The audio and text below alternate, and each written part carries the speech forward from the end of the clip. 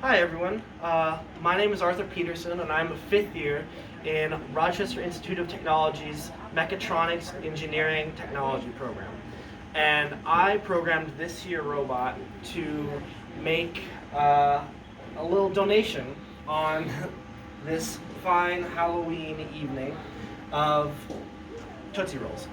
So basically this robot goes to a neutral vision spot, takes a picture using the camera built into its head, and identifies where exactly the Tootsie Rolls are on the sheet. Once it's identified the position, it goes there and closes the gripper and picks up the Tootsie Roll.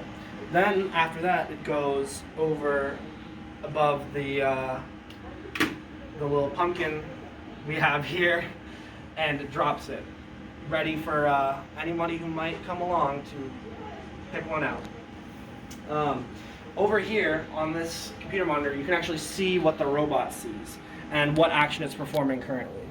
So right then, it closed the gripper, but it did not detect a Tootsie Roll, so it wasn't exactly in the right spot. So it then opened up the gripper, went back to the neutral vision spot, and repeated the operation. So hopefully this time it'll pick it up.